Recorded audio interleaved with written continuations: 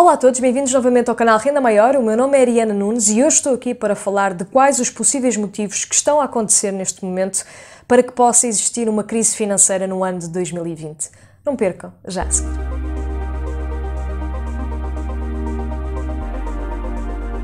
E queria agradecer a todas as pessoas que se estão a inscrever, muito obrigada por esse vosso pequeno gesto, é assim que ajudam o canal a crescer e para quem ainda não é inscrito, por favor, clique aqui em baixo, subscrevam o canal e ajudem-me a trazer mais conteúdos na realidade portuguesa. Este vídeo tem o apoio da corretora parceira, que é a corretora XTB. A corretora XTB está a oferecer um relatório com várias personalidades a falar sobre a crise financeira totalmente gratuito. Vai ficar aqui no segundo link da descrição a possibilidade de terem esse relatório, é um relatório de cerca de 30 páginas, onde vão ter várias pessoas, algumas delas até conhecidas, a falar sobre a possível crise financeira. Começando então aqui por alguns pontos que estão a acontecer nos Estados Unidos que são importantes de identificar. Em primeiro lugar, o Banco Central Americano, mais conhecido como Reserva Federal, tem a missão de equilibrar as taxas de juros nos Estados Unidos para que a economia consiga então progredir e manter-se estável. O que acontece é que houve um episódio, por exemplo, no caso do mercado overnight, que é um mercado onde os bancos emprestam dinheiro entre si no final do dia para fecharem as contas, e já existem alguns bancos a queixarem-se que não têm liquidez. E isto fez com que essas taxas também aumentassem e chamassem a atenção então da Reserva Federal para poderem ver o que se passa em relação à economia e principalmente sobre o sistema bancário americano. Retrocedendo um pouco mais, nós precisamos ir até o ano 2008 para perceber o que é que está a acontecer. No ano 2008, com a crise subprime, em que houve quase o colapso financeiro nos Estados Unidos, em que levou à falência de vários bancos, inclusive do Lehman Brothers, houve a necessidade do governo, digamos assim, tapar os buracos deixados pelo sistema financeiro, com a injeção de trilhões de dólares. Eles produziram muito dinheiro, muita moeda que injetaram no mercado para poder então deixar aqui a economia mais estável.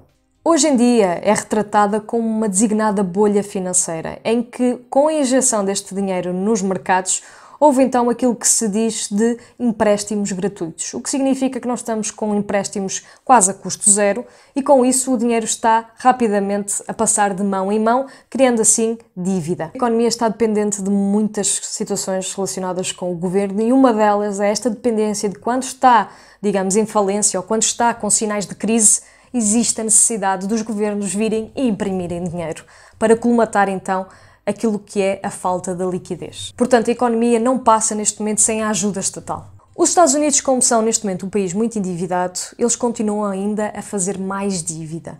E porquê que fazem isso? A verdade é que com as políticas de Trump, nós tivemos aqui nos Estados Unidos não uma diminuição dos gastos, mas sim uma diminuição dos impostos. Mas no caso dos Estados Unidos não importa quanto é que eles conseguem arrecadar, mas sim os gastos que eles têm. Portanto, para eles é mais importante o passivo do que propriamente aquilo que conseguem tributar. E por isso, o que está a acontecer com os Estados Unidos é que o Trump está constantemente a fazer dívida para cobrir outras dívidas. Recentemente vimos esta semana uma produção de 128 bilhões de dólares na economia e quando existe normalmente esta necessidade de injeção de dinheiro, acaba por ser realmente muito assustador quando nós percebermos que lá está a economia, principalmente a realidade americana, a precisar de dinheiro. Estes procedimentos têm consequências e com isso afetam empresários, investidores e propriamente o sistema bancário, que fica sempre bastante fragilizado. O que acontece também é que nós vemos hoje em dia uma série de empresas, principalmente startups, a serem refinanciadas, dívida sobre dívida, com um passivo enorme, sem dar qualquer tipo de lucro. E isto realmente é bastante assustador, quando nós temos empresas como a Uber, que são de bilhões de dólares, digamos assim, e que na realidade não dão lucros. E por isso são empresas que usam este tipo de empréstimos, que são empréstimos gratuitos, porque são praticamente a dívida a custo zero, e que conseguem então estar constantemente a ter capital na sua empresa. E um dia, quando as coisas correrem mal a estas empresas, como é que vai ser? Como consequência negativa disso, os investidores começam a retirar o dinheiro da Bolsa de Valores, deixando de investir neste tipo de empresas, por exemplo.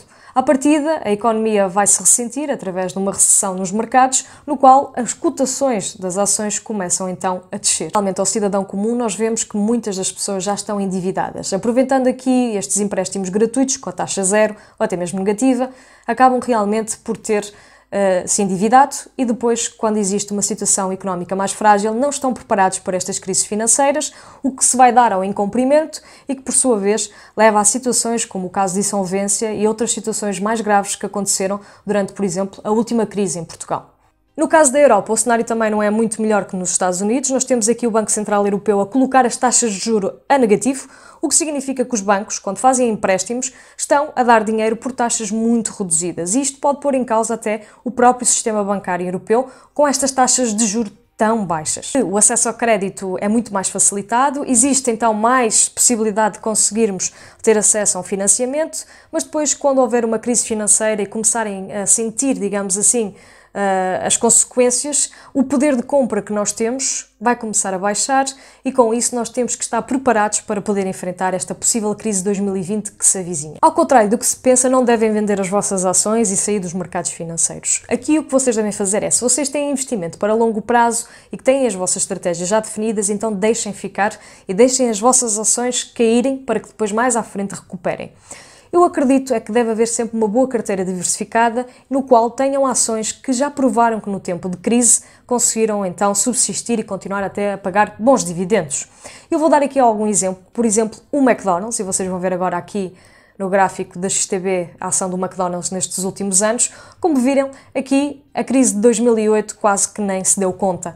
Portanto, é uma ação que à partida paga dividendos e que já é considerada uma blue chip stock. E também agora de seguida vão ver aqui o gráfico na XTB da Johnson & Johnson. Outra blue chip stock que vocês devem ter, por exemplo, na vossa carteira é a Procter & Gamble, que também é uma empresa de produtos de higiene, que realmente aqui recuperou rapidamente da recessão do ano de 2008.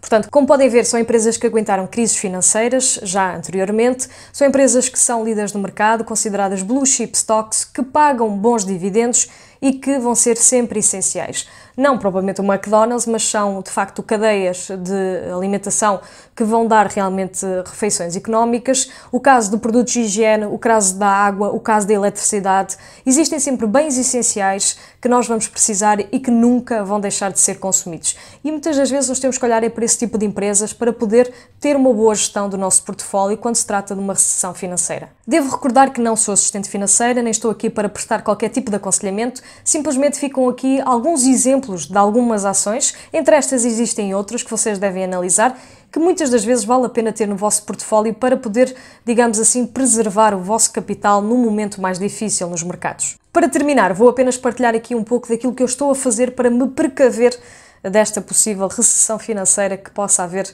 agora no ano de 2020.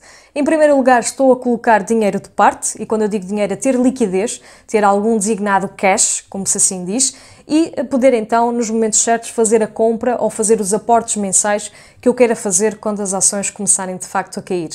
Para além disso, devo dizer que continuo a fazer aportes mensais nos meus ETFs e tenho ETFs de commodities, nomeadamente de ouro, por exemplo, ou empresas produtoras de ouro, ou até mesmo que está indexado, de facto, ao valor do ouro, em que vocês podem estar a acompanhar esta commodity que normalmente, quando existem crises financeiras e quedas do mercado, ela aumenta o seu valor. E por fim, estou também a investir um pouco em Bitcoin. Não é uma percentagem muito elevada do meu património, de todo que não. O que eu quero é ter mesmo apenas uma pequena percentagem que não passe os 5% daquilo que eu tenho, mas realmente quero ter para ver aqui se existe então alguma correlação nas quedas do mercado e na subida do Bitcoin. Isto tudo para dizer que vocês devem estar com muito alerta daquilo que está-se a passar neste momento no mundo, inclusive naquilo que acontece com os mercados, para que estejam preparados quando vier aí a próxima crise financeira.